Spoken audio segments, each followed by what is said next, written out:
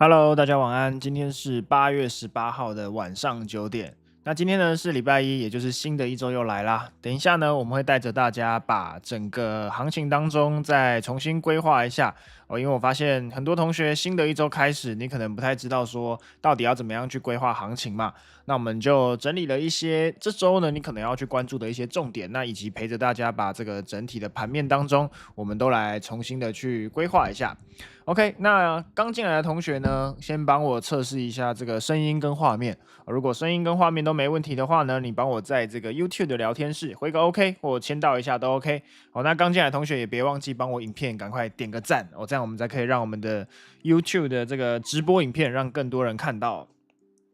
好，那首先呢，等一下9点半现花开盘了嘛？那我们先来看一下这一周当中我们有哪一些要去关注的重点，因为最重要的是你要先把这一周我们要看的一些重要的时间先记录下来。哦，那你知道这一周我们有什么样的日子是比较重要的要去关注，你才不会说，每天一直盯盘，但是呢，盯着盘又好像不太知道说到底重要的时间点是哪一些。好，所以最重要的，我们先来带大家看一下首先呢，你在用金石数据来看一下本周我们要去关注的一些重点的时候啊，记得把这个只看重要打开就好哦，就你不要去看一些不太重要的。那当你打开之后，你发现一件事情哦，就是整周呢，没有什么，今天没有什么重要的讯息要公布嘛，那就代表说什么？今天的盘面呢，其实大致上不会受到数据面的影响。好，再来我们看一下明天8月19号周二有没有重要的数据，也是一样嘛，其实没有什么样的这个重要的东西要去影响，但是呢，可以注意一下，就是川普呢跟这个乌克兰的总统要见面嘛，那其实已经有一些见面跟他们已经讨论的一些新闻，我们等一下可以来先讲一下。好，所以这个部分的话呢，各位就可以先注意一下，其实只有加拿大的 CPI 月率要去公布。那如果你没有在做主流货币，也就是做加币的，那其实这个部分你就可以先把它过滤掉，不需要一直盯着它。再来到周三。好，周三开始呢，下午的话呢，你可能就要去注意一下整个在德国的 PPI 指数，还有英国的 CPI 月率呢，这些呢都会在下午2点的时候陆续的公布。同时在早上的时候呢，也会有什么纽西兰的这个利率要去公布啊，所以早上你做纽币的，你要去稍微注意一下；下午呢，你做英镑的，你在2点就要注意一下，然后再来3点现货开盘嘛，欧盘的现货开盘，这时候呢，接连的几个时间点你都可以稍微关注。再来到5点的时候呢，欧元区也要公布它的 CPI 月率跟年率。那这时候呢，你就要知道一件事情就是说，从下午2点到3点就是然后再到5点，其实接连着都会有一些数据要进行公布。那这些数据要公布的情况下呢，如果你在操作主流货币的这种时候，你就要以什么为主？你就尽量要去把本身的这个商品的波动性为主不要只是看到说这个美元的波动你就直接去当交易了。OK， 好，所以这个部分的话呢，各位可以稍微注意一下。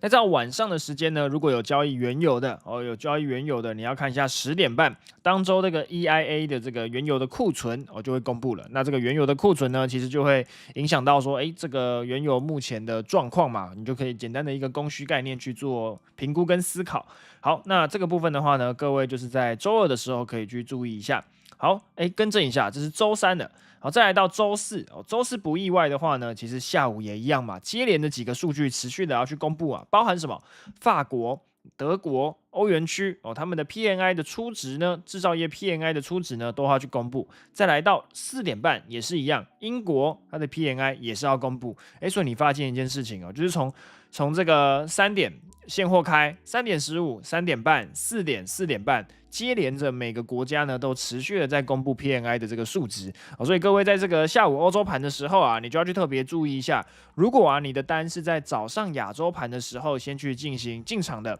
你在这个亚洲盘先去进场的，那到下午现货开的时候呢，要么做2件事情第一个，把你的停损移动到成本价。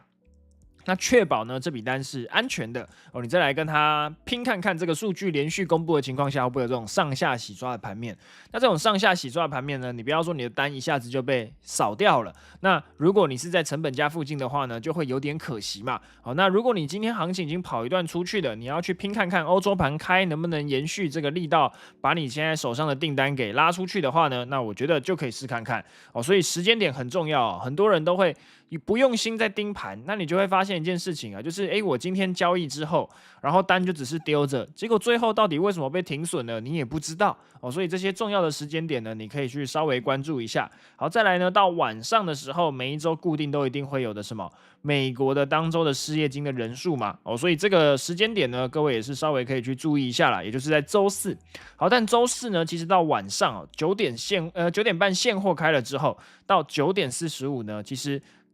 接连着这个制造业的 PMI 也是要公布了，然后10点呢，美国的这个成屋销售的总数。哦，它也要公布，同时有欧元区这个消费者信心指数，它也去公布了。好，所以你要去注意一件事情哦。其实最主要当周这一周我们要去关注的时间点呢，会在周四哦。好，周四呢，除了这个下午那个欧洲盘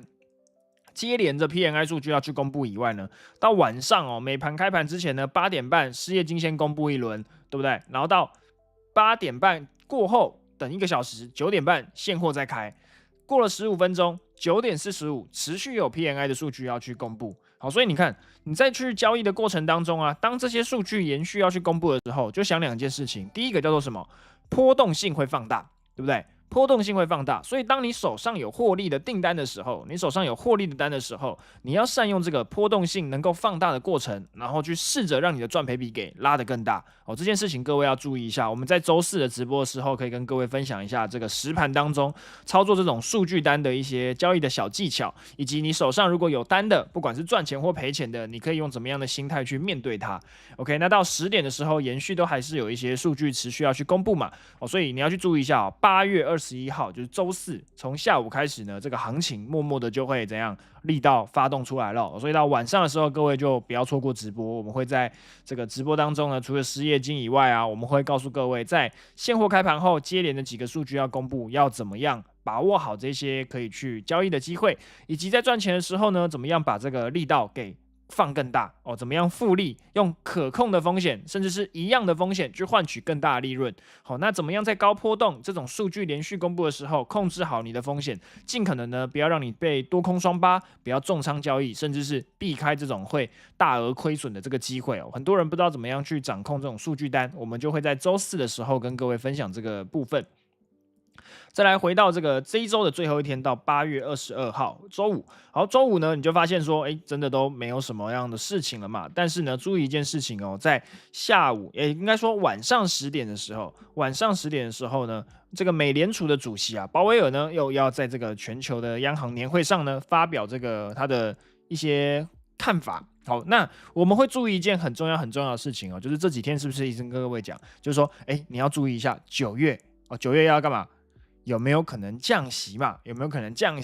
所以呢，我们要关注的这个重点就会在这个周五晚上10点的时候，鲍威尔呢会不会在这个全球央行年会上呢发布一些关于跟降息有一些相关的概念？好，不管是他可能会预期说，我们已经准备要降息了至于降多少，可能他当然不会现在直接讲嘛。那或者是呢，他会不会又很强硬的在说，我们目前没有降息的考量？那不管他说了什么啦，这个时间点呢是非常的重要嘛，因为随着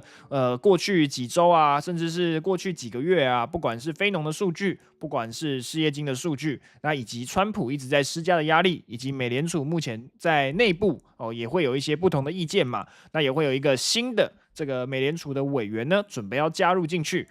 这一些环节呢，是不是都会影响到现在的这个美联储主席鲍威尔要去做降息，或者是维持这件事情的决策我们就要在这个时间点当中呢，特别去注意一下。OK， 好，那回到我们今天的一个数据你发现今天没什么重要的东西嘛，但是呢，所要关注的时间点是哪里？各位有概念了吗？第一个是什么？周三周三下午欧洲盘嘛，那明天周二呢，好像也还好。周四呢，非常的重要嘛，这个下午到晚上绝对都是非常重要的。到周五呢，除了没有数据，但是呢，鲍威尔会在这个全球央行年会上讲话嘛。好，那你就关注上几个时间点第一个，周三下午；第二个，周四的下午跟晚上；第三个，周五的晚上。各位记起来了吗？好，那个同学帮我在这个聊天室，我看哪个同学比较打字比较快的，你帮我在聊天室记录一下这3个时间，各位可以注意的时间，已经跟各位提醒了剩下的行情你要在那边冲来冲去亏钱，那你真的是被双八是真的很容易发生的事情哦。所以注意一下，这周呢3个比较关键的时间点去注意一下：周3下午、周4的下午跟晚上、周5的晚上。好，来各位把这3个时间点记起来。这3个时间点呢，才是你真正要去盯盘跟交易的时间点。好，那种周1、周2，你发现现在稍微有点稍微有点无聊。稍微有点无聊，就尽量缩小部位，以日内的波段为主 ，OK 吗？不要在那边做一些短线的操作，你要去做短线的操作，保留在刚刚我们讲的这3个时间点。聊天室有同学分享了，周3下午、周4的下午跟晚上，以及周5的晚上这3个时间点以外呢，请你把你的交易部位缩小，然后呢，照着比较就是日内波段的概念，也就是你可以把时区拉长一点你尽可能用1个小时的时区去规划不要用那种5分钟、15分钟的时区去规划这种没有波动的行情，那你很容易就会在这个震荡的行情当中受伤好，所以各位注意一下这3个时间点。OK， 再来呢，我们有大概整理了一下几个比较重要，可以带着大家先了解的这个时事啦。OK， 那首先呢，这个是在今天早上刚开盘的时候才有的一些东西，但是呢，已经过了，今天基本上过了一整天了嘛，所以我们大概看一下了。好，第一个就是，其实，在上周不管是道琼，不管是纳斯达克或是 S&P， 其实中间都一直干嘛？一直在创历史新高嘛，每一天我们都跟各位讲嘛，虽然在创了历史新高，但是这个盘面呢，并不是到太健康。为什么？因为你发现呢，都是这个前面美国这7巨头啦，就是科技股这7巨头一直在往上拉，一直在往上拉，但小型股呢，其实就非常的凄惨嘛，也不能说到非常的凄惨啊，基本上就是稍微弱的而已，并没有到很强势。因为目前来讲的话，所有的涨幅基本上都是 NVIDIA 在带着大家一起在往前冲嘛，所以各位要去注意一下目前呢，整个在交易的过程当中，你要如果关注美股的，你要去注意一下现在的涨幅呢，都是哪一些人在带哪一些类别的股别在带。那你不要去随便冲一些小型股，你觉得现在美国好像大盘很好，所以呢，你就从这个小型股冲进去。那这个小型股越冲你会越危险好，那再来刚刚有提到的嘛，就是乌克兰总统呢，他要跟川普会面的嘛，那基本上他们会讨论的东西，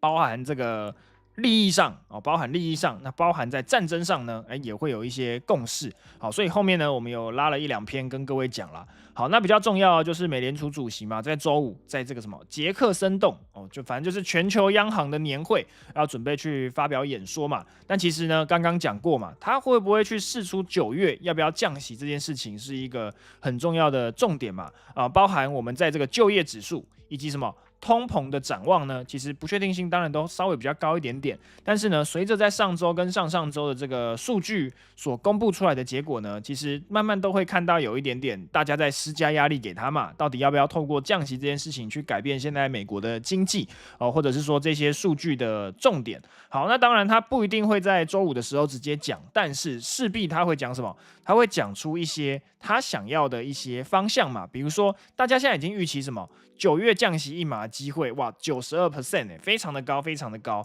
好，那92%呢，就是什么？至少降息1码，1码就是大概0.25% 左右。好，一码就是0.25各位可以稍微记一下这个小知识。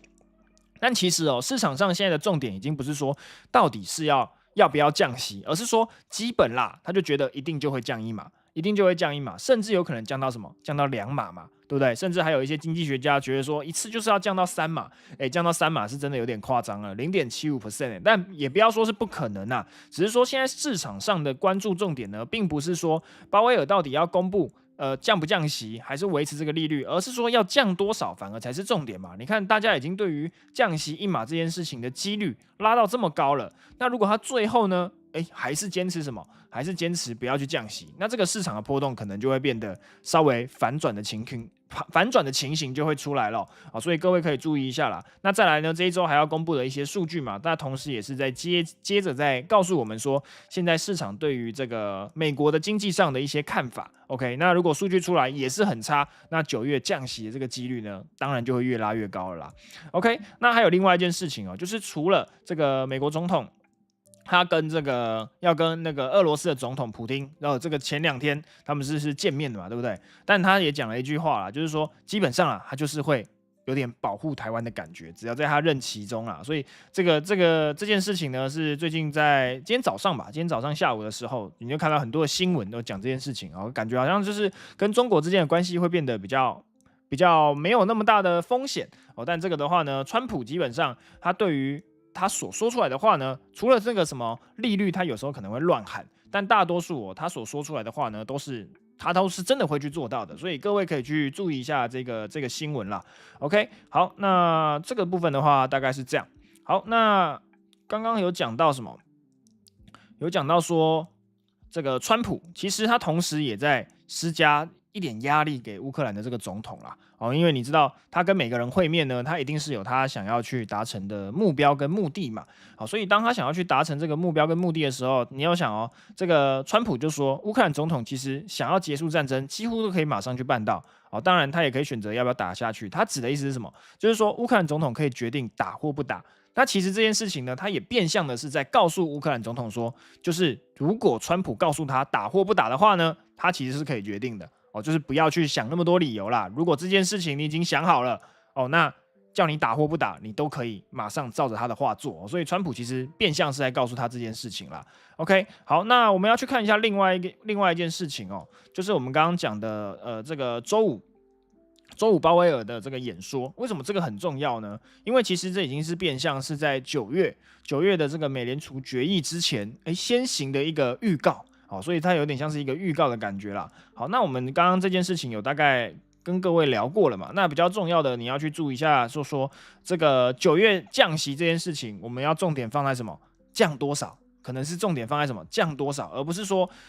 今天要不要降，因为现在大家市场的预期呢，就是已经告诉你说，基本上就是一定会降了，只是降多少这件事情来做决定。OK， 所以到时候呢，它官方的 YouTube 呢也会有直播啦。好，所以到时候我们在晚上10点的时候呢，也可以同时一起来关注这个比较重要的消息。那同时也会看着这个市场的波动，一定会有跟着去影响啦。所以不管你要做美股的，要做美国的指数，甚至是黄金或美元呢，肯定都要关注一下这个讯息哦。好，那同时我也看到一个蛮有趣的，就是美国纳斯达克呢，是不是已经跟各位讲了，创新高，但是呢，你不要觉得每一个股票呢都会创新高，它比较不像是台股这样，台积电强，很多商品都会怎样跟着被拉起来，对不对？但是呢，你发现一件事情，美股并不是这样嘛。美股呢，它没有涨跌幅的这个限制，所以你会发现说，有很多类型的股别呢，它其实进来是干嘛？进来是要吸引这些散户去收割他们的啦。好，那尤其啦，我们等一下拿几档来看一下，像是什么奥斯汀科技，好，什么天成金汇，你这个天成金汇，你光看它的英文就是什么 Top King Win， 这个就非常的华人的风格嘛，非常的华人的风格嘛。好，那我们等一下来看这一些股别哦，你要发现一件事情哦，它其实是在很多的社群媒体跟 WhatsApp 当中，这些投资群组被什么大肆宣扬，所以股票急飙。哦，这个各位注意一件事情哦，就是很多时候呢，我们是会在很多的这种群里面，然后看到很多人说，有标股哦，有标股，然后想要领标股的，各位可以来看。你不要觉得这个好像看起来傻傻的，谁会进去啊？还真的有人不小心就会进去了。进去的时候他怎么去养这些人呢？他其实就会先去分享一些股票的一些概念或知识什么的，慢慢引导到你去做什么？去做香港的股票，去做美国的股票，并不是说做香港股票或美国股票不好哦，而是说呢，如果你做的是那种非常小间、甚至是刚上市、刚上柜的这些小股票，你就要去特别的注意哦。所以等一下我们拉这几档的行情，你就来看一下，就知道他们的炒作手法是什么。好，那我们先看一下这些人大概会发生在什么样的时候呢？其实他都是会透过一些，比如说群组的炒作啊，然后可能是一些就是社群媒体的一些，比如说他会爆料出来说，哇，这个药厂。像这个药厂要公布什么样的资讯然后大家要赶快去冲啊，赶快去布局啊。那当然他会拉抬一下子嘛，好，拉抬，大家跟着去冲，结果一天就怎样？把你整个收割掉了，所以各位要去注意一下。如果你看到有人在推你一些小股票，我可以跟各位讲了，基本上你都不要去乱出手了。你要做美股，你去找大型的公司，你听过的公司，你了解他在干嘛的，再去做这件事情。好，所以你看啊，像这个最近这7档股票啦，蒸发了多少？台币1111亿耶！你看这个有多少钱？37亿美金，1100多亿耶。好，那我们就来看一下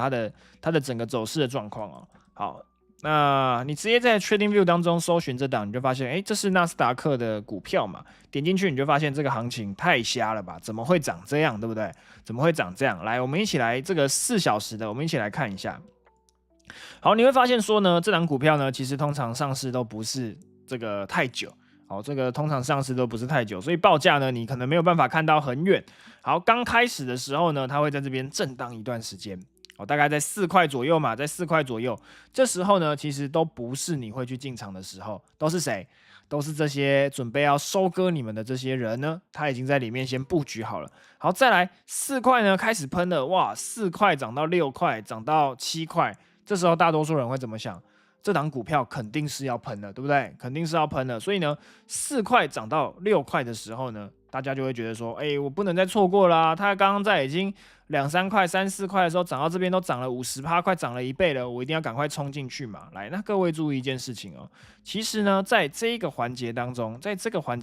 你要去注意到，为什么这个价格永远都不会回来，是因为呢，要收割这一些韭菜的这些大主力们呢，早就已经在这边全部都买好了。你觉得它会让价格回到它的成本价吗？肯定不会嘛。好，所以价格走着走着来到这附近呢，慢慢的又布局往上，它可能会中间有个来回嘛。好，上去的时候有些人赚钱的，这些刚开始进去的小韭菜，肯定会有些人赚一点点就跑嘛。好，所以赚一点点就跑的情况下呢，价格跌回来一点，跌回来一点，再慢慢在往上的时候开始怎样？大家疯狂的追咯，甚至是什么主力要去做价，也有办法可以做嘛。好，所以价格一直往上喷的时候，喷到什么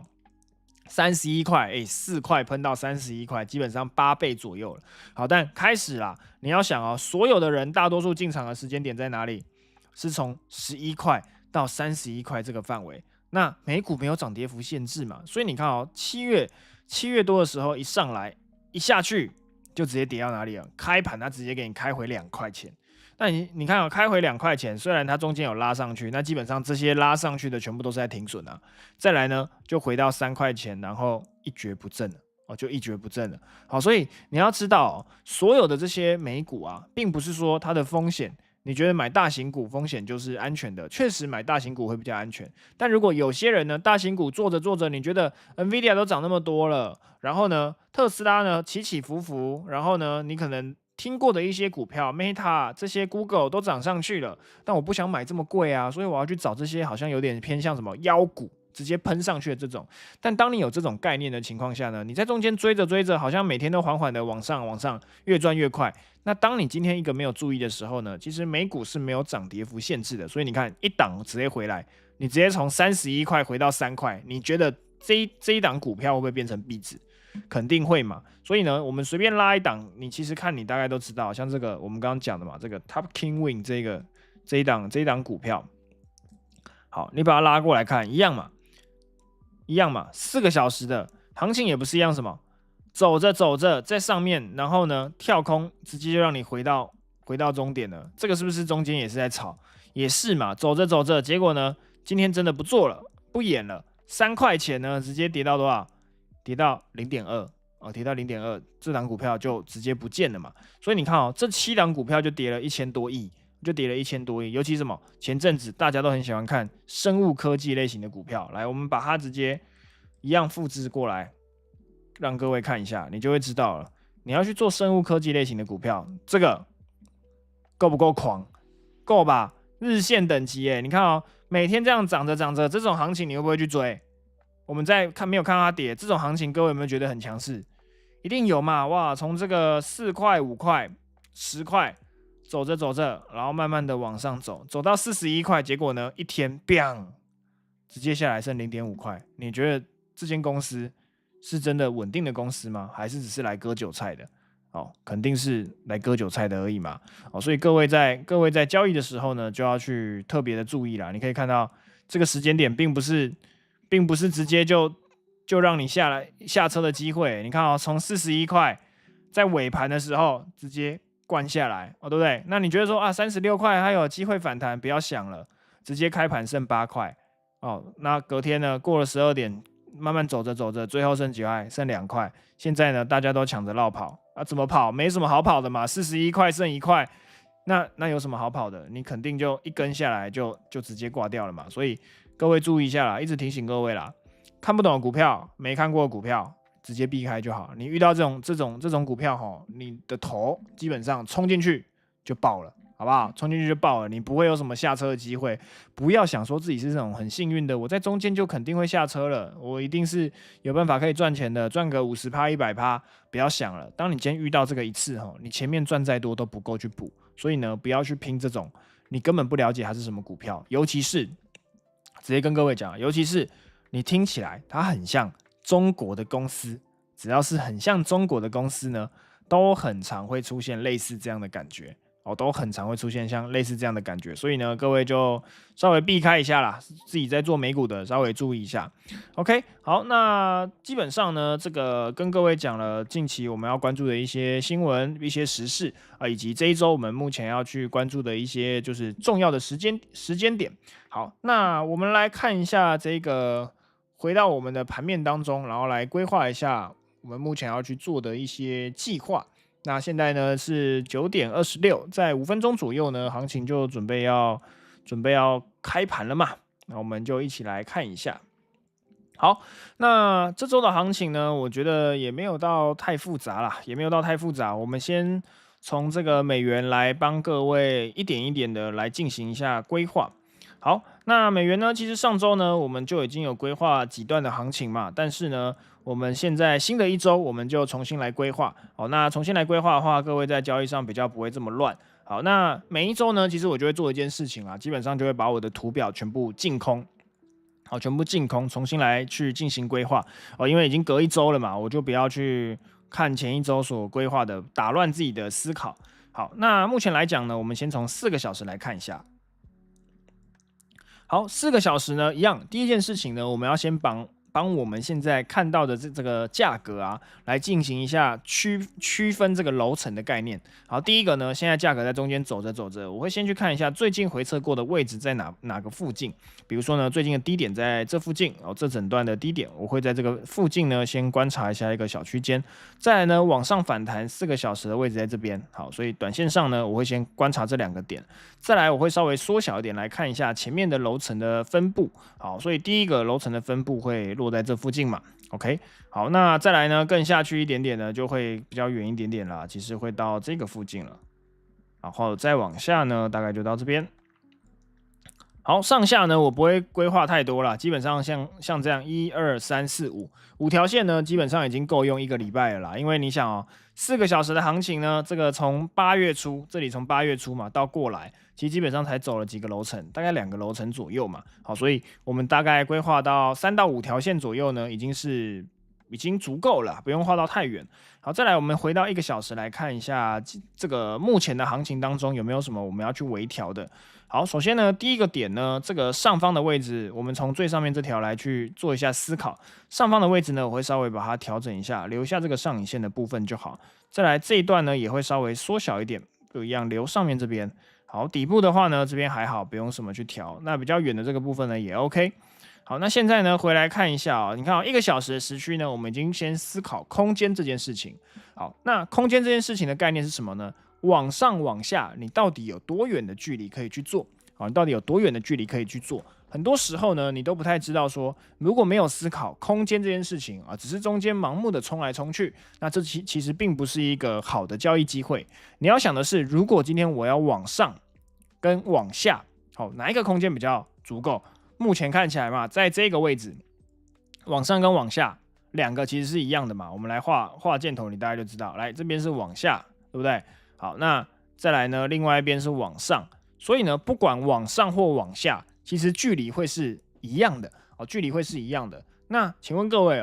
上下都是一样的情况下，代表说什么？现在到底是偏多还偏空？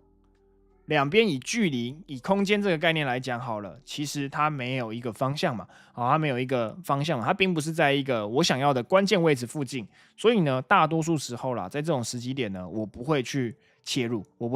因为第一个以空间来讲，目前是有限的。好，但我们再来看一下比较短线一点的话，我们来看一下价格呢。除了我们刚刚所画这个粉红色的范围来思考比较长时区的一个波动，那短时区的波动呢，到底有没有什么转变呢？其实是有的嘛。我们除了大区间以外呢，小区间我们可以去用什么水平线来进行一个观察。好，水平线呢，我就用这个紫色的水平线来进行一下规划。好，那我们就先把这个箭头给删掉了，因为空间大家应该都已经有一点概念了。好，那水平线这个紫色的线呢，我不当进场条件，但是呢，可以辅助我去进行一下思考。好，那怎么样的思考呢？其实很简单啊，你要想价格呢，在这边进行整理往上走的情况下，请问我们要怎么样？从1楼往2楼，对不对？我来看一下能不能用画的。好，如果我们用楼层的概念来进行一下思考的话呢，你就要知道一件事情哦，就是价格在往上走的时候，好，价格在往上走的时候，这边是1楼，对不对？那这边呢是2楼，那我把这个线画明显一点了，让各位比较可以看得懂。好，当今天1楼跟2楼的区间呢，你已经有概念了，我用红色亮一点的画好了。好，这边是1楼，然后呢，再往上，这边是2楼。好，那现在的价格是什么？从1楼往2楼去走嘛，对不对？好，从1楼往2楼去走，所以楼层是什么？往上走的。所以短线上的思考呢，你就稍微去偏多一点嘛。好，只不过呢，现在已经是什么？从1楼走到2楼了嘛。那我们不可能说2楼在中间去切入上车，那其实在往上的距离刚刚讲了嘛，它可能从2楼往1楼走啊，也有可能什么从2楼往3楼走啊，但两边的距离是一样的嘛，所以两边的距离是一样的情况下呢，我们在这个位置要去切入，我觉得就会风险比较大一点点。好，所以各位可以注意一下，就是楼层的概念来讲呢，你除了要用空间去做思考，也要去看一下已经走多远了。好，这个从1楼走到2楼呢，也已经真的走了一段了嘛。好，已经基本上已经到中间了嘛。那2楼到3楼呢，跟2楼到1楼其实距离会是一样的。所以我们在这个地方呢，不管做多或做空，其实都不是比较有效率的做法。好，什么样叫做有效率的做法呢？如果今天价格是回到1楼的，好，它在1楼这附近，好，在1楼这附近，好，1楼在这边鬼混了一下，走着，往1楼要继续走了。那1楼要往3楼。1楼如果要往3楼这个位置去走，是不是空间就会比较足够一点点？好，所以我们要去注意一下，我们真正要找的是什么？从刚要起涨的位置呢，1楼可以到3楼，这个距离其实才是我们要找的。我们不要这种2楼往上只剩下一点点空间的。那这个除非你要去做比较短线的位置呢，不然的话呢，大多数时候其实风险都会比较大一点点。好，风险都会比较大一点点。好，所以这个各位要稍微有这个空间的概念，那你在交易上呢就会比较轻松一点点。我比较知道说，有空间的概念，我们再来看后面的行情怎么走。好，那除了啦，如果你要用美元来去做一个主要的观察的话，除了1个小时的时区呢，同时你也可以看一下15分钟的时区是不是也有相对应的概念哦。好，但这个位置呢，其实每一段上来之后，它都一定会在一个楼层当中去进行整理。好，那为什么我们要用楼层的概念去做思考？也跟各位分享过很多次。首先呢，价格呢，你千万不要以一个固定的价格去做思考。什么叫固定的价格呢？比如说你现在用98块这个价格呢，你就觉得哇，这一定是一个支撑或是一个压力。千万不要以一个固定的价格去做思考，而是以什么？以一个范围的概念去做思考。比如说这个范围呢，它上来就是1楼到2楼，好，这个是一个2楼好了，那2楼在中间整理，2楼是准备要往3楼走了，那你再去思考说，这个2楼往3楼之后呢，它的力道能不能怎样继续的往上？好，所以用楼层的概念来去做思考，有2个优势哦。第一个叫做容错率。哦，什么叫容错率呢？简单来讲，就是说让你今天错误的几率比较低一点点啦。好，让你今天错误的几率比较低一点点。第二个，让你不用这么精准的去找进场。好，什么叫做精准的去找进场呢？很多人进场都想要去抓在这种，哇，我要在这个下影线最低点去进场，那才是最漂亮的。很多人都会这样想嘛。但你想哦，每一笔单都可以这么精准的抓到吗？不会嘛。唯一是什么？你每天都在做逆势单的人，也就是在下跌过程当中，你就只想接多；在上涨过程当中，你就只想去空它。好，所以这种情况下呢，你才有可能去做到起涨点或起跌点这种刚反转的时间点。不过呢，你觉得这个胜率高吗？绝对是不高嘛。做逆势单的怎么可能比顺势的几率还来得更高嘛？那当你今天习惯在一直做逆势的情况下呢，很容易你的风险就会忘记。你就会觉得哇，我就摸这个猜头摸底，试看看有没有成功过一次。那一定脑袋当中会记得不小心成功的那一次嘛，那你就会误以为每一次你都可以在这样的行情当中去成功，那这样其实是非常危险的所以还是跟各位讲，什么叫做容错率？就是说，当你今天把价格想象成是一个空间再去做执行的时候，而不是单一的价格在做多空的时候，那你就会知道说，在这个范围呢，不管它现在是涨上去还是跌下来，好像这边一定是一开始涨上去跌下来，涨上去跌下来嘛，对不对？那会不会涨的时候你就想追多，跌的时候又想做空啊？涨了，不然再做一下多单好了。跌了呢，哇，又要反转了，我来做空，一定会嘛，来来回回你在这边就多空双八了嘛。但如果我们换个方式来做思考，我们用楼层的概念来去做思考，你只要想一件事情这里全部都是一个盘整区都是一个震荡的范围，在这个范围当中呢，你完全都先不要管它，你就觉得这只是一个同一个范围同样都是一楼。好，当一楼往二楼的时候呢，主观上你就要先知道，一楼往二楼代表说什么？它是上楼嘛。事实上是上楼呢，你就什么偏多思考就好，你就想偏多思考就好。好，那现在二楼呢，感觉有点要往三楼了，虽然力道没有跑出去，可是它是不是什么从二楼往三楼嘛？所以这边呢，你要去空它吗？很多人说什么2根反转，我要去空它了。那这种位置呢，你空，也许你会成功啦。我只能说，交易不是100%，也许你会成功，你可能成功个1次2次，但剩下的7次8次呢，你可能都会停损掉，而且呢，你的赚赔比也不会太有优势。好，所以各位在去交易的时候呢，稍微记得一下这个叫做顺逆势的概念，以及用空间取代于单一价格的这个概念。好，那各位再回来看一下，我们刚刚讲的这个概念给各位啊，你就应该有一个初步的一个思考逻辑那价格，请问现在美元是偏多还偏空？稍微是偏多一点去做思考嘛。即便啦，在短线上呢，我们虽然偏多思考，但不代表你要马上去做多啊。为什么？因为现在这个位置呢，是在我们想要的关键位置附近吗？是在一个楼层刚上去的一个反转点吗？目前都还不是嘛。好，所以呢，两件事情第一个，除非价格呢先回来短线，大概是97.945这个位置呢，我们再来思考。好，所以我在这边会去设定一个快讯。那这个快讯呢，就是说价格今天碰到这边的时候呢，它会去跳一下通知这个跳通知可以是从我的 App 的通知啊，那可以去寄信啊，甚至是之后我们串一些 API 呢，可以直接跳到这个群里提醒各位，美元呢到了我们目前观察的位置咯。那各位还需要盯盘吗？不太需要嘛。符合条件的时候呢，我们再来做思考就好了。OK， 好，所以说到这边呢，你还没有进群的，自己资讯栏扫一下，或左边上方的这个 QR code 呢，有这个我的官方账号，你扫一下，好，请这个小帮手协助你进群啦。如果你没进群的话，有时候有交易的机会，我会在群里分享不一定我们随时都在直播嘛，所以各位可以自己扫个 QR code。OK， 那美元呢？你知道稍微是偏多去做思考。等一下我们再搭配其他的商品来进行规划的时候呢，你就要有一个初步的概念，就是美元偏多，那其他商品的对应性呢，我们就可以来看一下。好，再来呢，我们先来看一下黄金。黄金呢，应该也是最多人去交易的商品啦。好，那4个小时呢，看起来有些混乱。那我们用1个小时来带大家观察一下。那1个小时来观察呢，也是一样的概念我们先以现在的这个价格往前回推一下，我们来看一下这个高低点当中，我们要怎么去观察目前短线上关注的重点。那很明显嘛，上方的这个转折点呢，跟前方的这个压力的区间其实是有些重叠的所以代表说这个位置呢，确实还是有一个防守的力道在啦。那在往下的过程当中呢，在这个低点呢，已经落到了3325左右的范围所以在这个3325呢，我稍微把它先框起来。好，那除了这2个位置呢，再往前一点回推有没有？各位可能会看说，这里有一个高点啊，这里有一个高点啊，这边这么多个高点，我到底要以哪一个去走？好，你要去知道一件事情怎么样把价格规划出空间，是来自于它有没有测试过，有没有回测过，以及呢现在的力道呢是不是真的我们要去关注的点，这个才是重点。好，那我们先来看一下在前一波的高点呢，其实我们可以先看一下这个范围嘛。好，所以这个范围呢，其实你往前延伸呢，其实也差不多，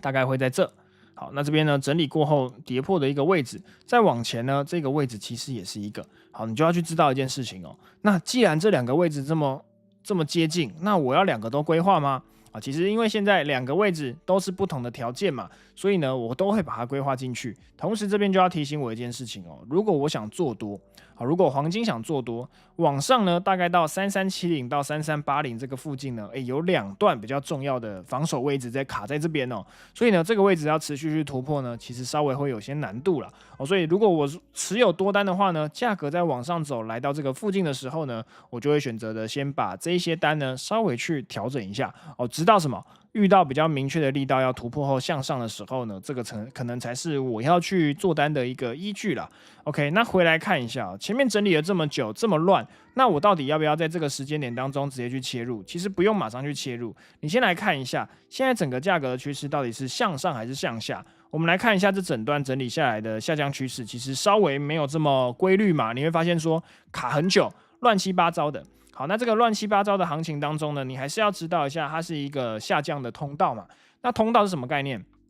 除了价格在走来走去的情况下，那你要去知道，价格走来走去，它只是一个波动性，它只是一个波动性，它并不是说走着走着它就一定要直接往下灌，它只是一种盘整震荡，行情没这么明确，但是呢又卡在这个通道当中去走。那通道的概念，各位要去知道，通道的概念指的是说什么？价格在这个波动范围内呢，我们把它比如说画成这样一个波动范围内。好，这个波动范围内呢，它就是这样缓缓的往下走，缓缓的往下走。不过呢，它会随着这个波动呢，一直的往下嘛，对不对？好，所以各位要知道一下，上下这个波动呢，大概就是4000步左右的范围。每4000步左右的范围呢，它就是震荡的一点一点在往下。所以你会注意到这个下降的通道有一个特性哦，叫做什么？高点会不断的创低，低点呢也会不断的创低。所以，当你注意到高低点都在创低的情况下，虽然中间是有行情的这个震荡跟波动，好，那这个波动呢，只是告诉你说，它就是目前正在下跌的一个波动的力道，好，也就是波动的距离，好，所以当你今天这个趋势没有被改变的情况下呢，那你在这个行情当中呢，就稍微去偏空来做思考就好了啦。好，那偏空来做思考呢，你可以在这个趋势线当中去做一个辅助。第一个就是什么？价格在涨到上方的这个下降趋势线的时候呢，你不要在这个位置去随便的猜多啦，不要这边想要就觉得说啊，它就是会突破，你要相信几率这件事情啦。前面已经1次、2次、3次没办法突破了，你不要去跟他拼这个第4次你可以成功。即便你成功了，请问各位，4次对1次，你的几率是多少？4次，然后你成功了1次，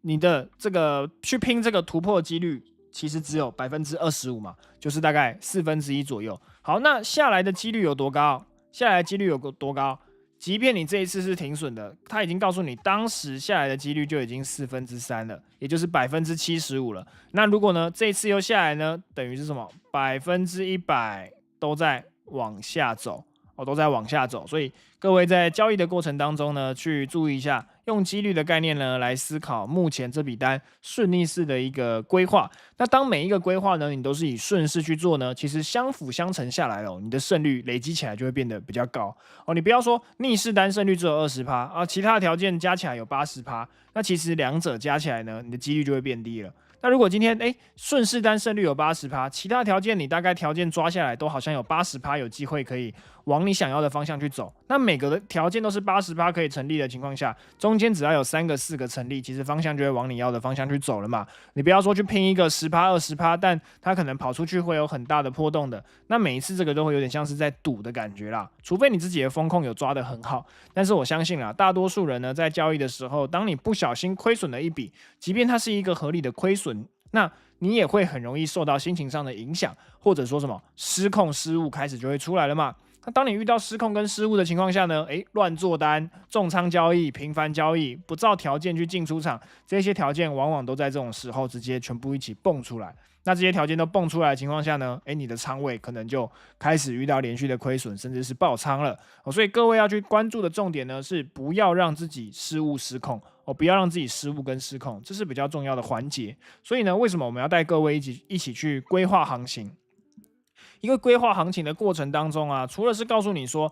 这个行情到这个位置我会怎么去做思考，以及这些条件要带给我们的资讯是什么。你要知道价格当中呢，其实真正能够去看的就是目前 K 棒本身要呈现给你的意思。因为 K 棒呢，它就是在记录价格一个呈现的方式嘛。你不要说你开了很多什么 KD 啊、MACD 啊、RSI 啊，一堆技术指标，结果你发现每个技术指标都开，但每个都看。那每个都看的情况下呢，每个都没有固定在用，你有时候用这个 KD，有时候用 RSI 啊，有时候赚钱，有时候赔钱，你根本不知道你是为什么赚，为什么赔嘛。好，所以这个情况各位要去稍微去记得一下，那调整一下。目前如果你有遇到这些问题的，你可以用我刚刚讲的几种方式去了解这个概念。OK， 那我们再来继续看一下如果你现在黄金1个小时已经先看好这样的趋势了，你想要来思考一下什么样的位置呢？我们可能会去进场，可能会去出场，我们就来看一下在短线上15分钟的一个走势状况。好，15分钟的走势状况呢，如果以今天日内目前的一个走势来讲呢，其实很多人会说这个高点呢，是不是你可以直接去切入的？这个位置呢，除了你要去做逆势单如果你要做逆势单呢，你可能可以在这一根的收盘价。这根的收盘价直接去切入，那停损呢可能往上抓一个距离，往下呢先抓这个框的边缘的位置，可以去当做一个思考。不过呢，如果你想要等到比较安全的位置的话呢，我会建议你可以等一段整理之后，第二轮如果要去发动，你再持续去偏空来进行观察。比如说像这个位置，好像这个位置，好，那这个位置呢，是不是你就可以知道说，价格呢除了前面整理一段之后，其实跌下来准备要做第二段的力道的进攻。好，那这个位置呢，你就要去思考一下了。如果你只是想做极短线的单，你想做极短线的单，这个位置你想要去空它，不是不行。不过呢，你空的位置可能会有一些差。好，那有一些差的位置是，如果你等15分 K 的收盘价，你可能会进在这。你可能会进在这，但防守的点呢，就是防守在这里就好。好，但是往下的目标呢，其实不变。好，另外一个呢是，如果你要用接单的，也就是用限价单直接去挂单的，那你的单呢可以挂在这个反弹之后。这个反弹之后的附近，你可能会挂在这附近 ，OK 吗？那如果你是新手啦，你觉得说这一些点呢你都不太熟的，那你可以做一件事情叫做分批进场。好，什么叫分批进场？第一个，你可以在用市价单的时候先去挂一笔，对不对？第二笔的时候呢，如果价格在进行反弹的时候呢，你在这附近去挂第二笔。好，那第三笔呢，就是在这个支撑压力的防守点去挂第三笔。那当然，你有时候会有这种。第一笔挂到，第二笔、第三笔没挂到，那行情就下去了。那你会觉得说好可惜单没有布到。那没关系啊，你要想一件事情分批进场，本身就是为了什么？为了让你这笔单的风险降低啦，所以你不要想说每一次我就要把部位一次打满。你的成本价这么差的情况下，你想成本价这么差，你赚赔比只有2倍左右。但你如果可以拉到这个分批进场，均价可以拉到这附近的话，你赚赔比有6倍左右。好，所以如果有6倍左右的行情呢，其实比较符合你真正能够把利润拉开的重点。好，不过呢，这边就是跟各位讲2个观点一个是顺势，一个是逆势，两者做的方式是不太一样的。同时呢，防守的条件也会不太一样，你可以当做一个依据。好，但目前来讲啦，因为我今天没有特别去盯盘，因为周1、周2呢，我自己在统计我自己的绩效的时候呢，其实我行情比较好的时候，比如说这种3、4、5。数据单比较多的时候，我绩效会打得比较好一点点，所以呢，尽可能我就会先让我整体的一个交易，尽可能在周1、周2的时候保守一点点所以这些单呢，如果你属于比较积极的，你可以去把握。但是呢，我自己的话呢，今天来讲呢，我还没有去进场的单所以黄金的概念呢，大概是这样，还可以理解吗？到这边还可以理解吗？还可以理解的话，你帮我回个 OK。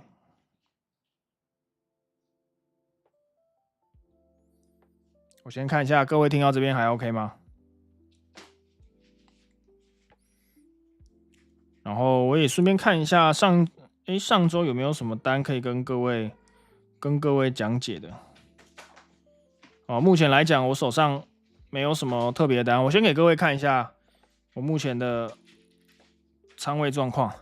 各位都还记得我不是有在做一个那个1000万获利挑战嘛？我们从这个3万美金开始打。如果你可以看我频道里面的话呢，我有这个1000万获利挑战的日记一开始我们是日更短影片但是有时候行情没什么东西可以讲的，所以我现在变成就是周更或者双周更，甚至有时候到月更因为太忙了。那现在基本上已经打了3个月左右了，我们从5月20号今天已经快要8月20号了嘛，所以打了这个3周左右了。好，那现在这个仓位呢，手上还有一笔单，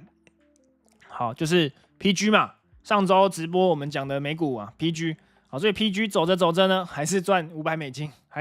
金，不过呢，因为库存费的关系，所以库存费呢有被扣了一点点，但现在呢，仓位的净值呢已经来到接近19万了，我们就持续的让它跑着，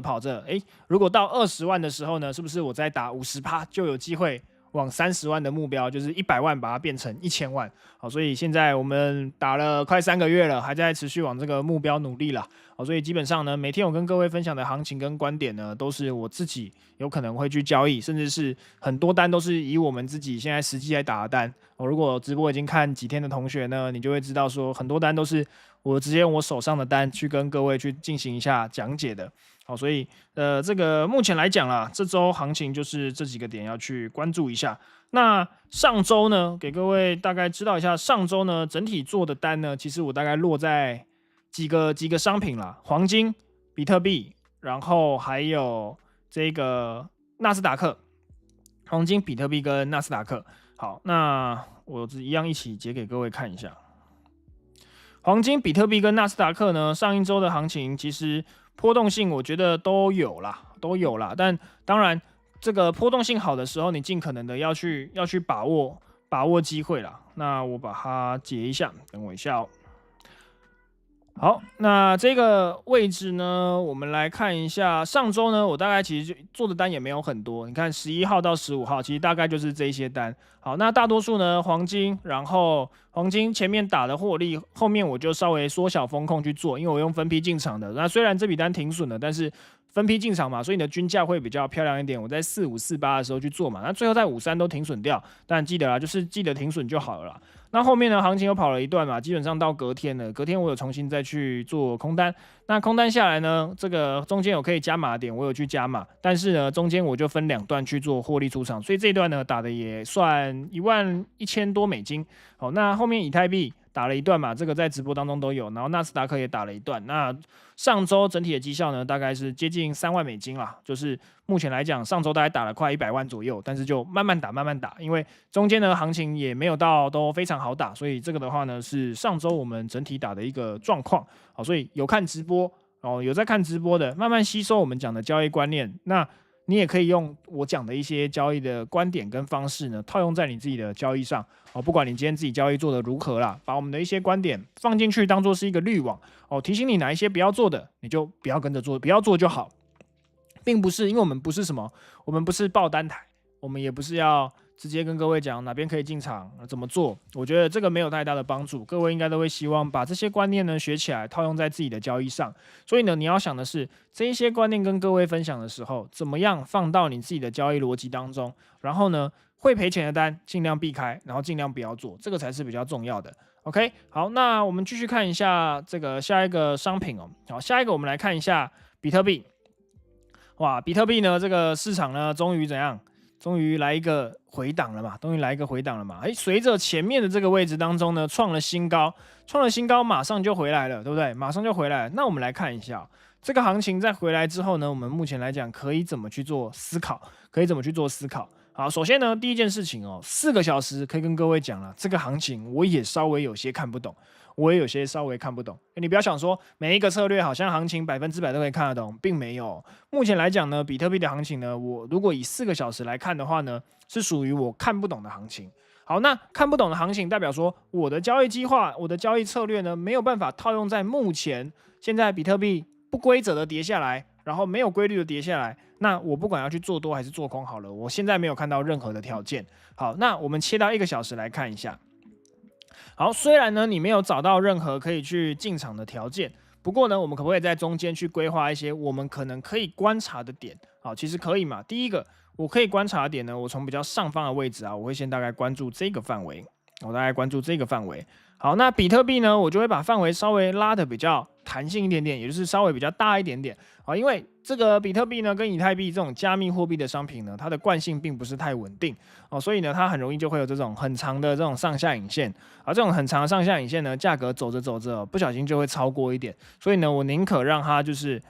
范围画的比较大一点点，容错率让我自己比较高一点点，我不需要把它抓得非常的精准，因为大方向我只要看对就好了。OK， 那目前在往下呢，太前面的我就不看了，我会先来看一件事情哦。第一个就是什么？现在价格这一段的整理，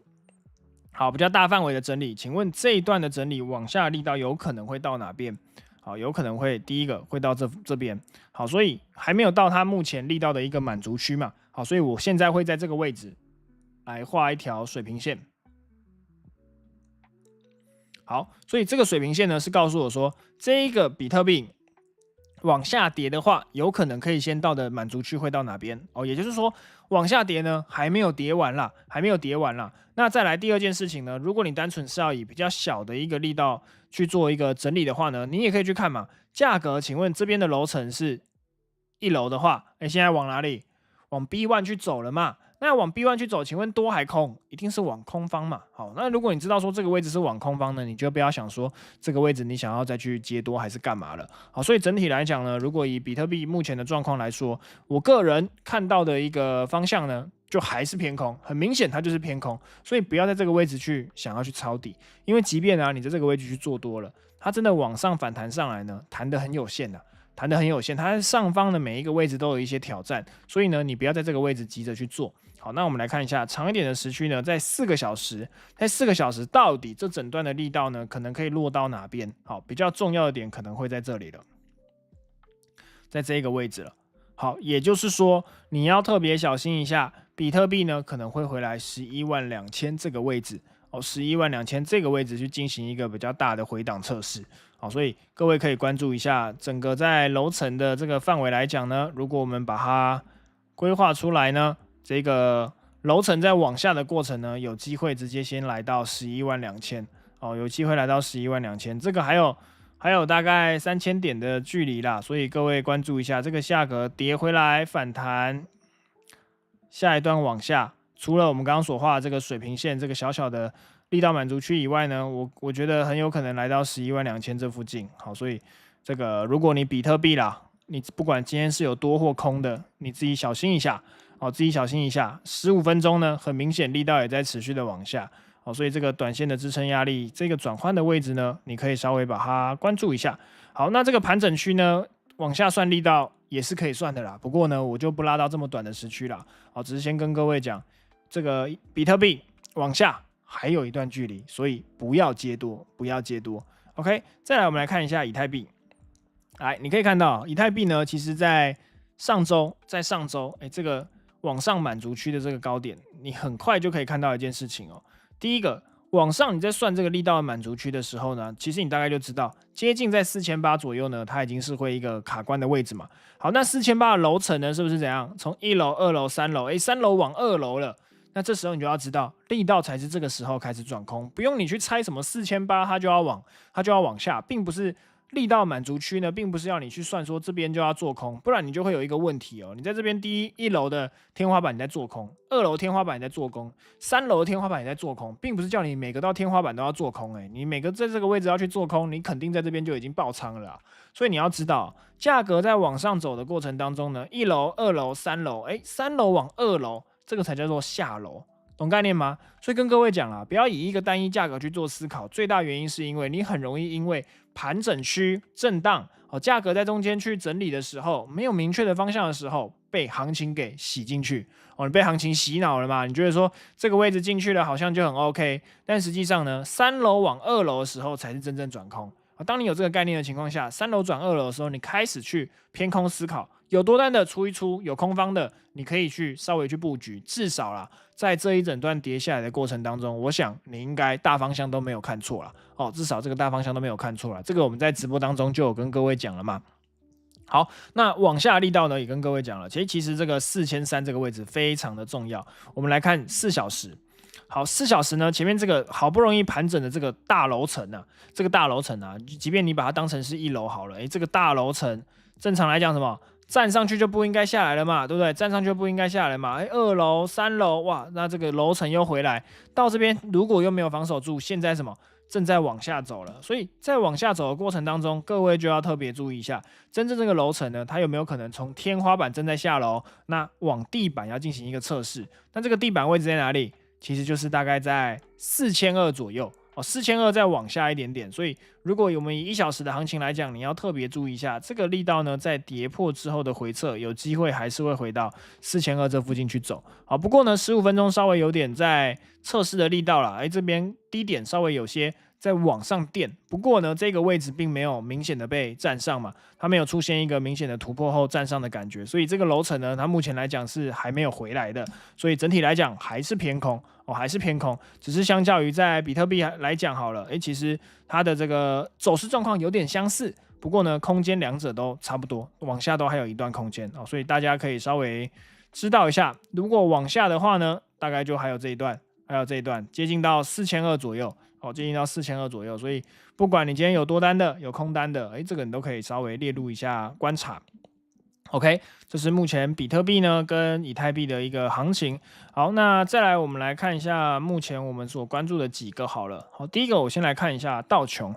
因为这个指数类型的商品呢比较值得我们花一点时间去看啦。好，那看道琼之前呢，我们先来看一下现在整个美股的走势状况。好，现在整个美股的大盘的走势状况呢，其实我们发现大多数都是灰色的。好，灰色的呢，就是说它的多空呢，并没有超过0.3、0.5%。好，所以波动性不大，大概就是1%以内。好，那可能落在0.3到0.5% 而已啦。好，那比较深红色的，哇，这个血快干掉的有谁 ？Meta 就是 FB 的母公司嘛，跌了3%多。好，那其他类型的呢，其实都还好。你发现？包含这个微软啊、Google 啊，然后 Netflix 啊、Apple 啊，都在0.3%以内啊，基本上没有什么太大的波动。Nvidia 呢，小小涨了快1%，然后 Amazon 呢跌了大概1%左右，但剩下的呢，其实都没有什么太大的波动。所以呢，这时候呢，当你看完这些商品的时候呢，你就要知道什么？你就要知道说，今天美股可能没有太有戏。不过呢，有一个很好玩的，我们来看一下这个，我们现在手上持仓的这谁 ？PG 嘛，对不对？我们手上的持仓的 PG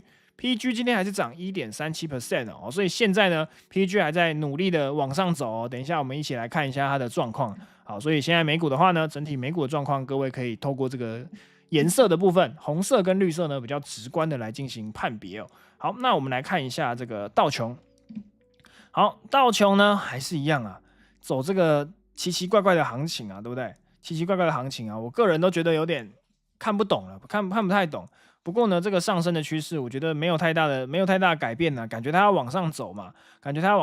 不过呢，在上方这个高点创高之后，一路的在往下跌，哇，所以这个盘面呢，真的是有些难搞了，真的是有些难搞。所以我会在这个位置当中呢，因为指数类型的商品波动性比较大一点，好，那我会在这个过程当中呢，去用15分钟稍微看一下。区分一下的一个楼层，好，那这个楼层呢比较不规律一点，但是呢比较进阶，有一些可以去判别的方法，这个之后有机会再跟各位分享。好，所以道琼的话呢，我目前大概会关注的几个点，第一个就是上方这个位置，下方呢我觉得位置不太漂亮，不太明确，所以我选择直接把它给放掉。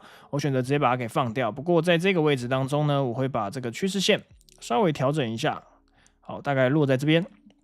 好，所以各位可以去用这两个条件，你可以看得出来说，现在价格呢陷入了一个有点偏向三角收敛的感觉。虽然上升趋势线不断的在垫高这个价格的低点，不过呢，上方在短线上的三角收敛呢，其实也是稍微把高点再压下来啦。但时区来讲呢，当然还是以这个1小时时区比较明确一点点。所以在这个价格走出方向之前呢，道琼我个人都先把它从清单上移除。它可能不会太快有方向。同时呢，因为上升的趋势线，我并没有想要把它当成是条件，也就是说，上升的趋势我本身就不当进场条件啦。所以呢，等一下有任何的这个跌破回撤啊，即便要往空方去走，它也不是我的进场逻辑。好，各位可以理解吗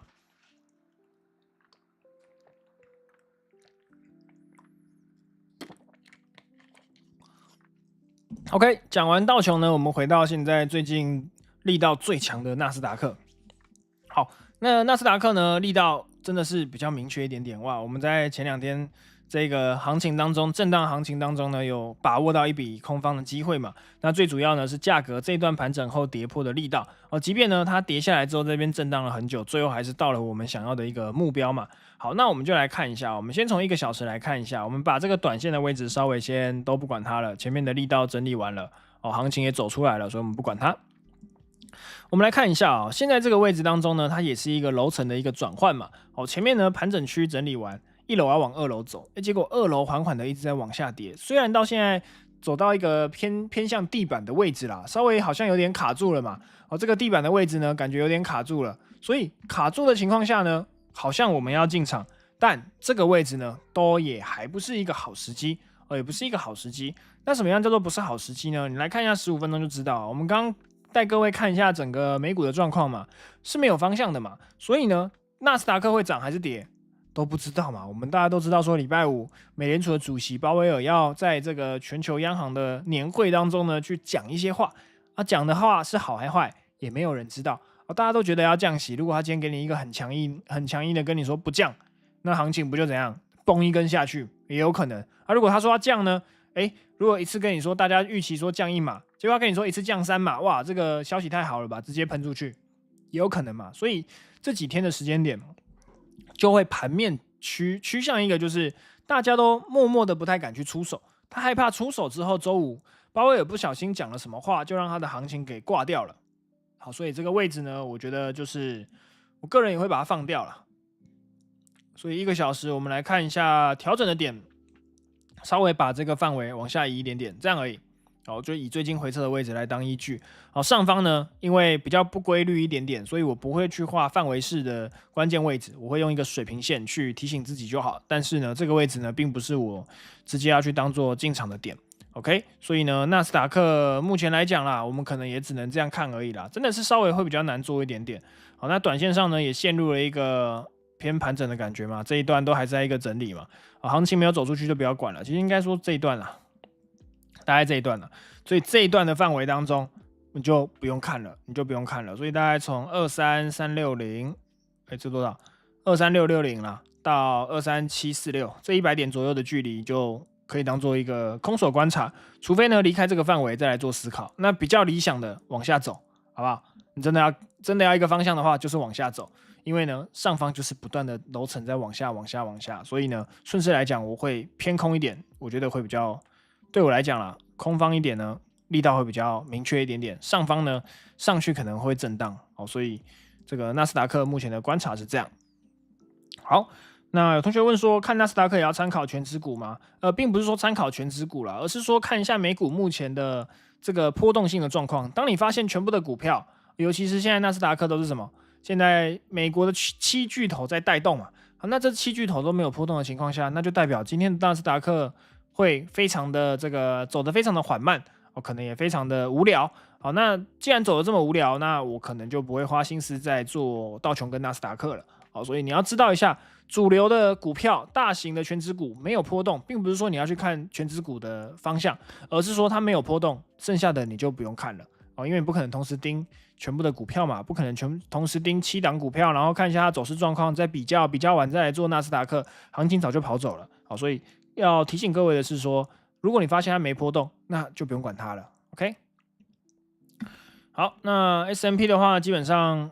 变动不太大啦，所以我们就不花太多时间跟各位讲。这个我们可以留着明天再来规划也 OK。好，日经指数呢，哇塞，还在创高啊！日经真的比什么？比道琼跟纳斯达克还要更狠啊！我们从这个好远的40500左右就想要做多了，现在已经涨了10%了涨了10%了，4万涨到快44000了，它还在往上的冲好，所以目前来讲呢，日经真的是非常的强势啊。那如果你要我在中间去规划一些点呢，其实呢，大概就只有这个回撤的位置可以去做一下关注太大了，这个重画一下。这一段的行情呢，去进行一下关注，就这样。OK， 所以这个楼层呢要往上走，各位可以去算一下力道满足区，其实还有蛮大一段的。我们来看一下这一段，往上要走44300 44300是有机会的。好，所以这个位置呢，我个人还是认为说突破后呢，在力道后的延续呢，其实都还是偏强势的所以有做规划日经的，你可以稍微关注一下。好，那恒生，香港恒生呢上去之后回来跟日经比起来稍微就弱了一点点。好，虽然说弱了一点点但1个小时我们稍微来把一些可以观察的点给先列出来。好，第一个是这边，好，第二个是在底部这个位置。好，所以这2个区间点呢，让这个香港恒生现在要陷入了一个稍微偏震荡的一个方向。但震荡并不是坏事啦，你可以再等一下这个范围当中有一些新的力道的延续出来，不管多或空，那其实才是真正我们要去操作的点。在中间呢，就是告诉你不要随意的乱进场，因为呢，你在这边随意的乱进场呢，它会涨也会跌，但是呢，你的单通常就在中间被洗刷来洗刷去的。好，所以尽可能呢，如果你在这个位置要去进场，你的防守都要在这2个粉红色范围以外，才会比较安全一些些。好，所以各位可以注意一下。好，再来 VIX 指数呢，我们来看一下。好，那 VIX 指数呢，主要是来看一下这个波动率跟市场的恐慌指数。那过去的1周啊，其实行情都已经稍微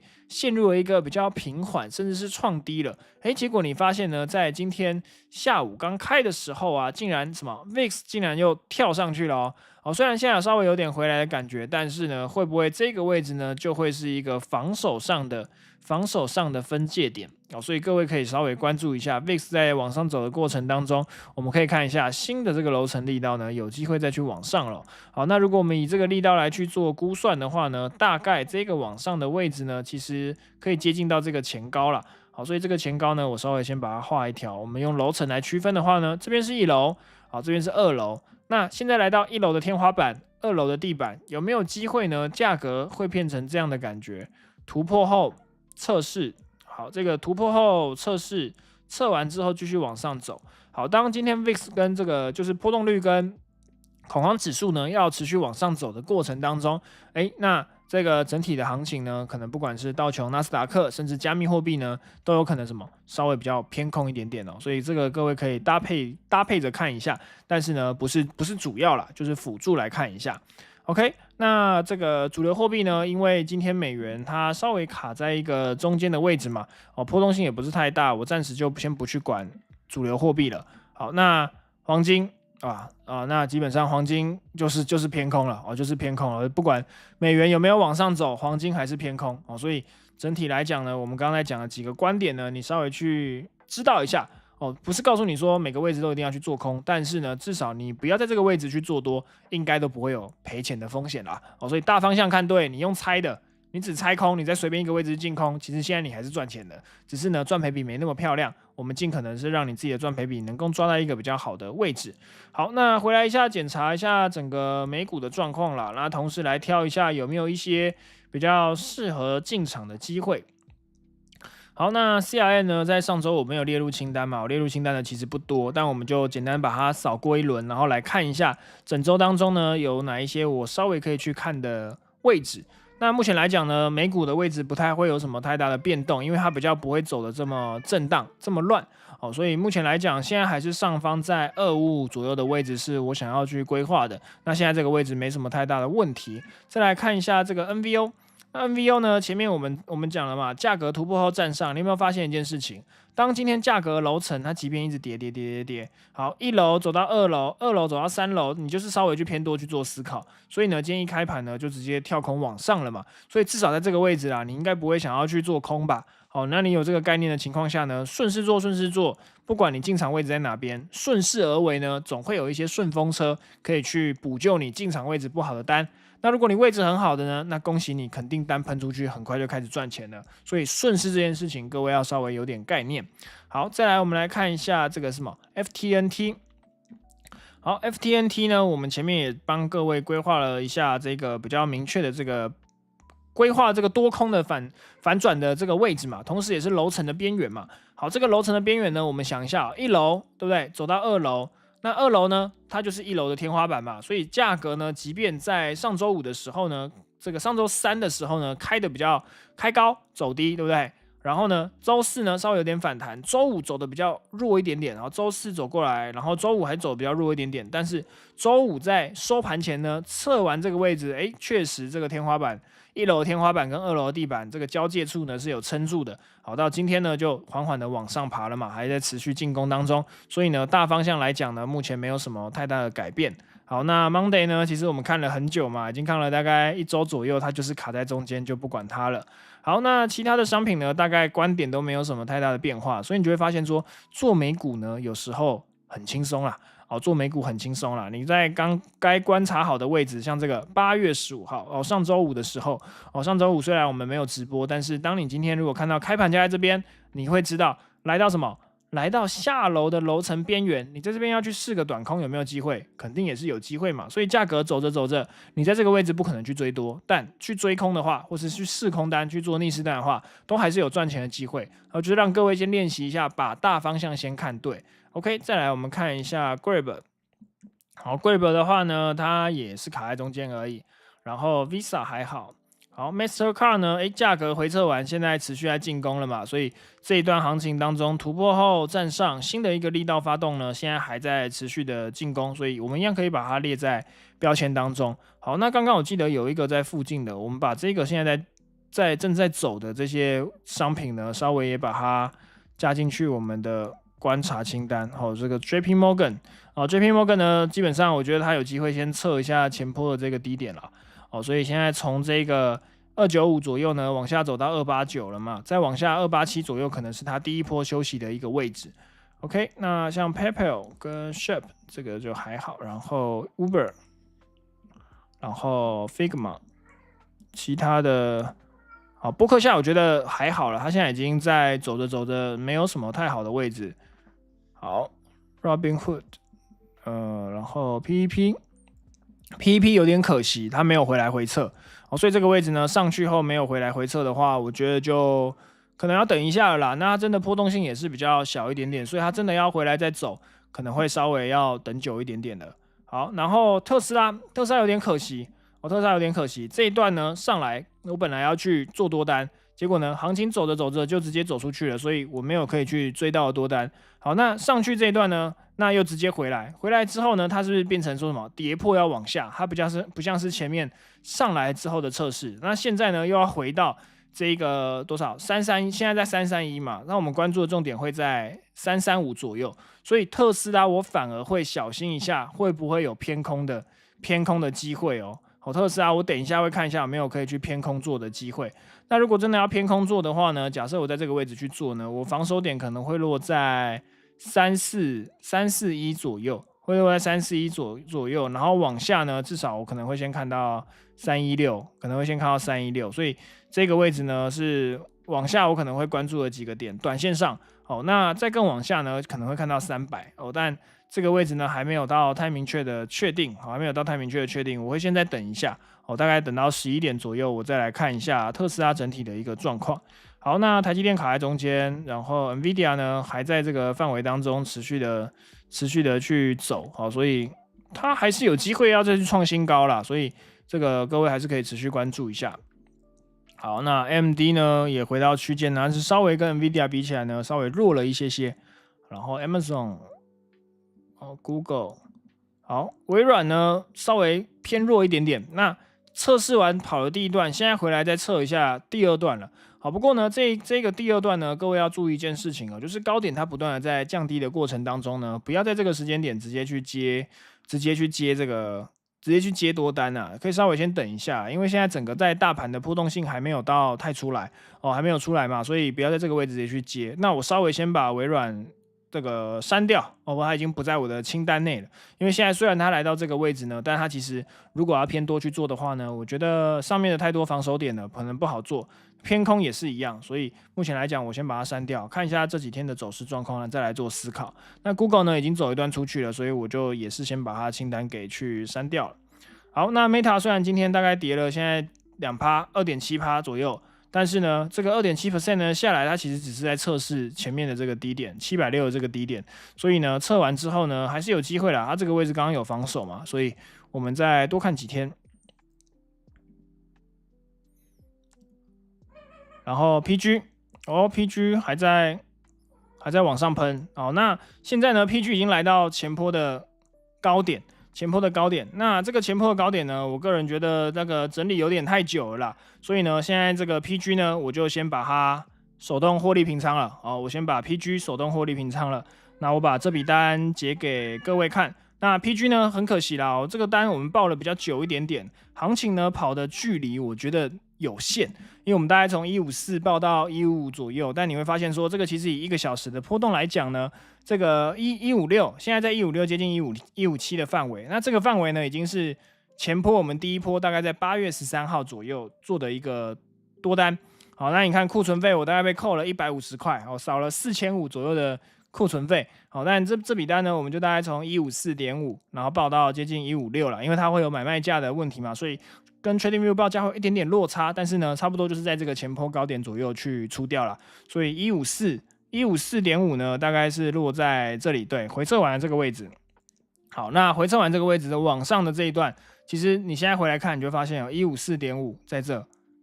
然后往上的这段目标，好，往上的这段目标，其实我大概就是抓这个距离就好了，对不对？我第一波就可以先出掉了，我现在爆了一轮再爆回来，有点可惜啦，所以浪费了一些时间，所以这笔单呢，我个人就觉得就是把它出一出啦，那把它出一出，我就没有爆太多单了 ，OK。好，所以现在的话呢，手上目前没有任何的，我看一下没有任何的单了。现在的话是空手，然后净值是188000哦，188000，离我们这个看看8月哦，8月还有接近2周的时间嘛，有没有机会先8月挑战一下20万吧？剩12000，应该是有机会啦，但是要看一下行情啦。如果有机会到12000的话，我觉得在这个9月的话呢，有没有机会行情来波动性大一点？因为9月有可能会降息嘛，所以大家都在等这个消息的时候，会不会波动性就出来了？不管涨或跌，有波动呢，我们都有可以交易的机会。然后再用9月的时间点来拼看看这个1000万挑战日记能不能在接近4个月左右，120天左右啊，把它从3万美金打到30万。现在我们已经打了6倍了，3万已经变18万了。我们再持续看看有没有机会。好，那整体来讲呢，美股的状况呢，我们已经带大家稍微规划一下了。各位有没有想看什么商品的？因为周一我觉得这个行情稍微比较死一点点啦，带大家先把全部的商品先规划一轮嘛。那你们看我怎么规划的，然后怎么去讲解的，你要先知道一下。那整个在规划的过程当中，你只要知道说多或空。多或空大方向，我跟各位讲嘛，大方向你可以猜对，你不要想说你交易就会很难做，不会，你只要大方向可以猜对，其实我觉得都赚钱的几率都会提高所以各位要去知道一下多跟空，你先想怎么样大方向你可以猜到，那你再来想后面的东西。OK， 所以目前来讲啊，你每一个商品看到的时候，你先来想一下。你想要去规划多还空像美元偏多，那其他对应性的商品你就可以去搭配一下了吧？像我们刚刚讲的，黄金也偏空对不对？像这个时间点9点半左右，9点半美元是卡在中间的甚至是在中间卡住的，但是它是偏多的情况下，你黄金基本上只会做空了。那黄金也偏空看，那基本上就往下做而已，不管你在哪个位置去做，其实都还算有机会。可以理解吗？可以理解吗？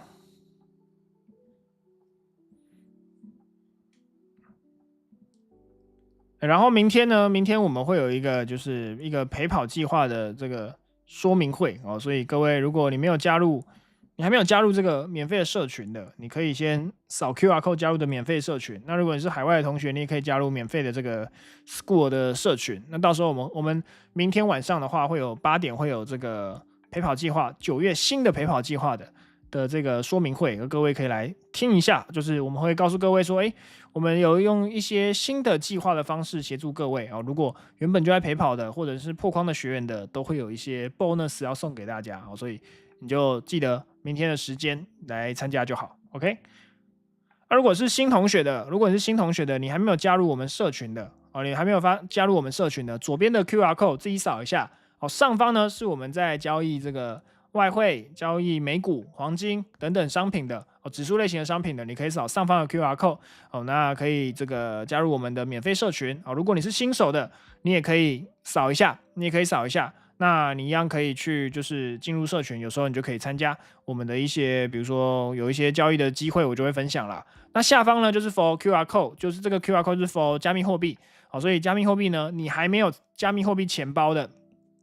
为什么需要钱包？各位应该知道吧？等一下我们会发个红包啦等一下发红包，只是今天我刻意不想要去定什么时间想说就大家有在线上的人发一发就好，不然每一次要发红包的时候，大家都时间到才上来，也不是想听，就是领红包而已，所以我们就随机时间到，我们等一下就发一下。所以你还没有加密货币钱包的，你还没注册过派网的，自己去扫一下下方的 QR code，你不用入金，你用你的信箱或电话号码就可以了那如果你有心一点你要跟找家人的手机一起来注册的也 OK， 你只要完成 KYC 1就是 KYC 1就是基本上实名认证有过，那你就可以用。你自己有3只手机、5只手机的，你只要抢得到，你就可以抢，好不好？等一下我们会发红包啊！我先不讲时间，我们先把同学目前想看的一些商品大概看一看，然后呢，我们就会发红包的时候就是提早1分钟跟各位讲了，你就准备好我就发了，好不好？好，所以给各位这个3-5分钟了，你自己还没注册过派网的钱包的，自己去扫一下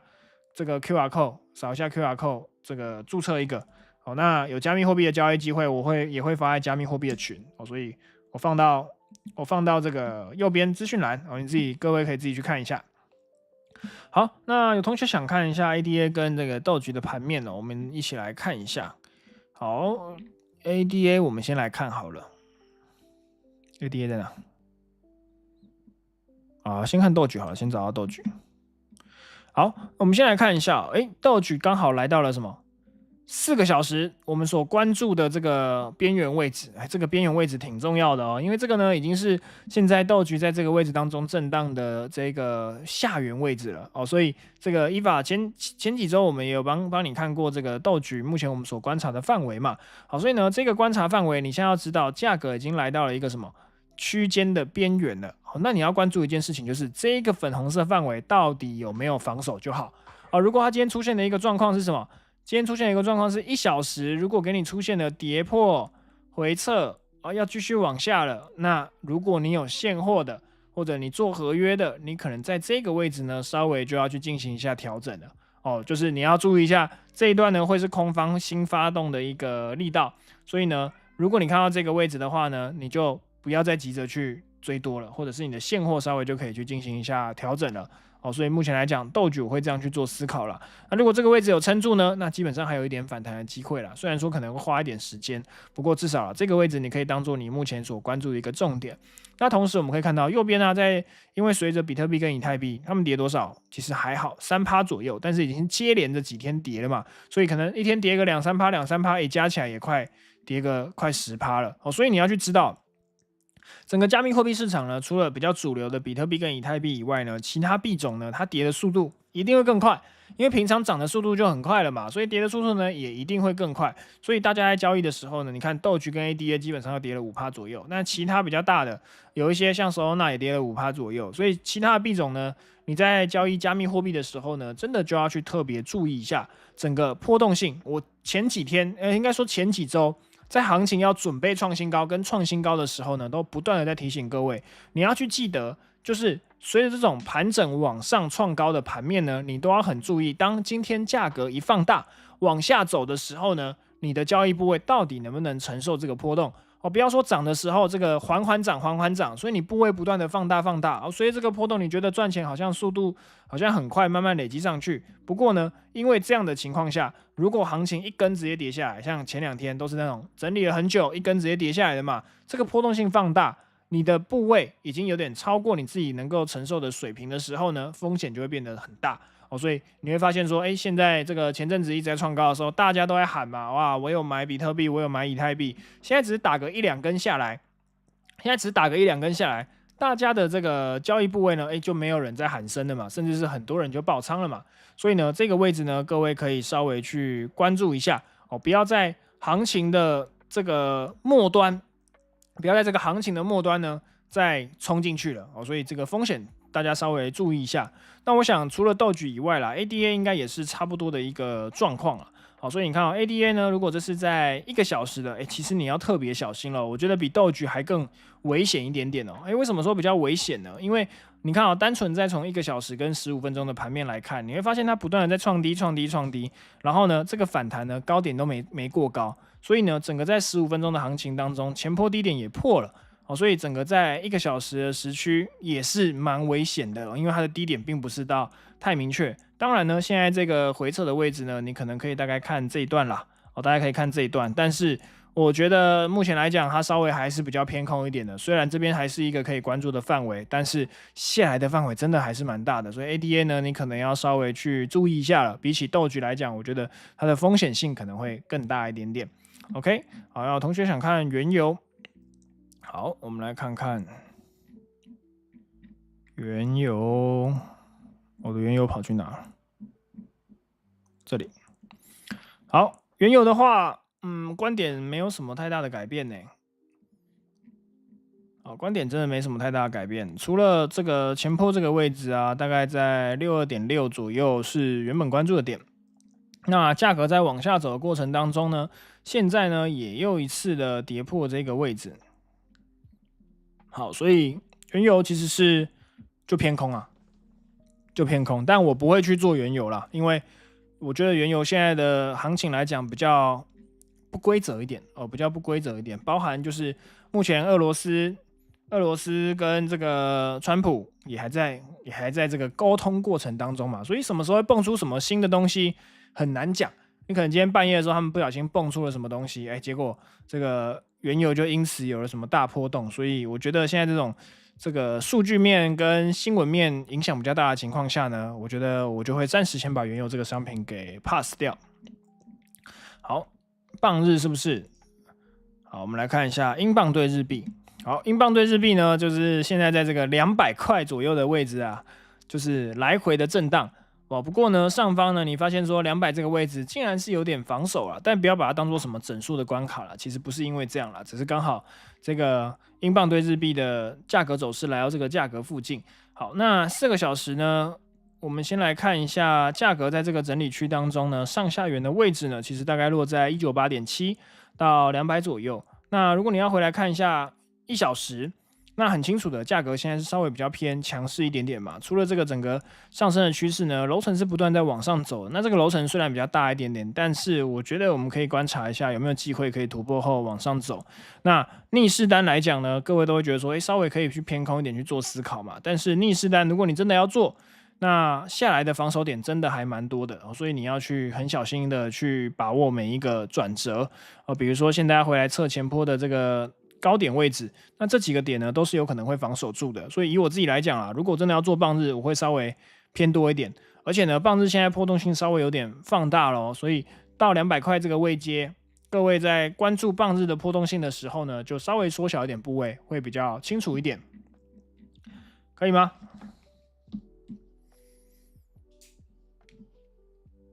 我来看一下有没有人还没有注册好钱包的。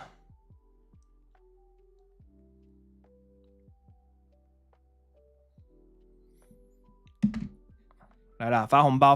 啦！我想各位都在等红包了。周一吼，行情就是这样，有点无聊，所以就是陪大家规划。来，还没有影片，还没有按赞的，还没订阅，还没开启小铃铛，还没加入社群的，等一下赶快把它完成。来，红包来了。我自己也要来抢个红包，自己都忘记领。我们红包通常都30秒、1分钟内就会抢完了，所以你自己打开看有没有。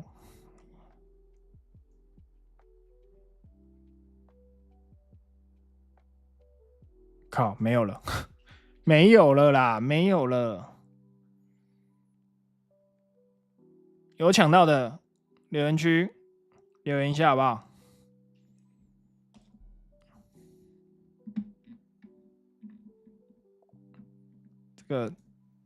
这个我连抢都没抢到，超快，就跟各位讲吧，这不要说30秒，这个5秒钟就没有了啦，5秒钟就没有了啦。还是有同学领到，恭喜恭喜！这是几秒？我真的也不知道，我大概才5秒钟吧，5秒钟就打开了，5秒钟都没有了，每次都有抢到，太厉害了！哦，那个静伦是抢红包高手呢，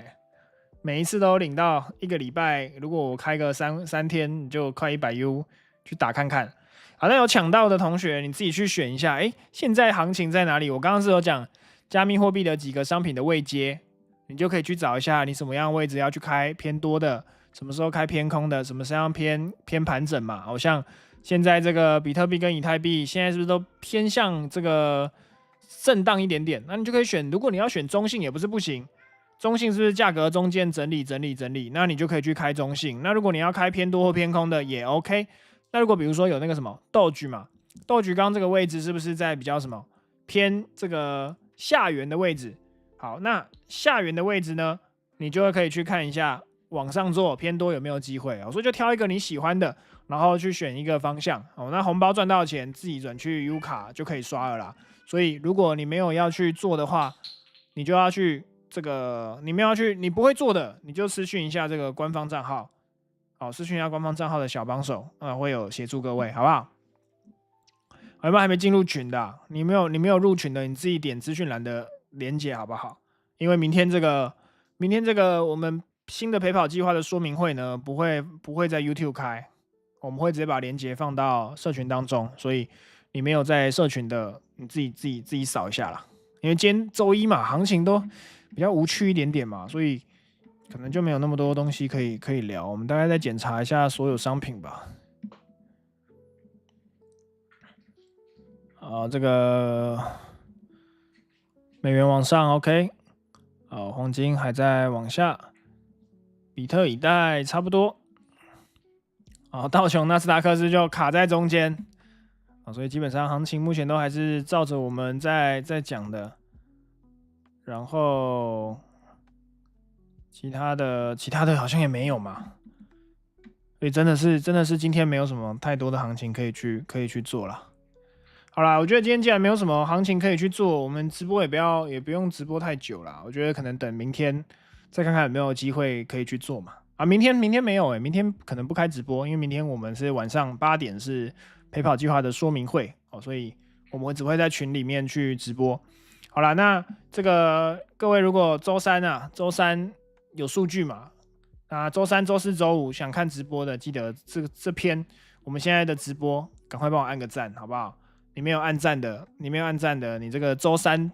YouTube 都不会跳通知给你，你可能就会错过直播了这个周三到周五才是我们真正要打单的时候。周一、周二呢，各位就好好规划然后好好准备一下，缩小一下交易部位，然后照着我们讲的一些观念，慢慢的去吸收，建立你自己的交易计划。不该赔的地方不要赔，赚钱的把握到，你行情就很好做了，好理解吗？OK 啦，那今天的话呢是8月18号周一我们今天直播了1个半小时，跟各位讲了一下目前这个当周我们要关注的一些行情，然后要去注意的一些时间点，以及这个可以关注的一些商品。那我们就会等周三的时候，明天就不直播了，明天就是陪跑计划的说明会到这个周三的时候，我们再陪各位一起来打一下这个有数据波动要出来的时候，我们要怎么去做把握。OK 咯，那今天的话我们直播就到这边咯，大家晚安，拜拜。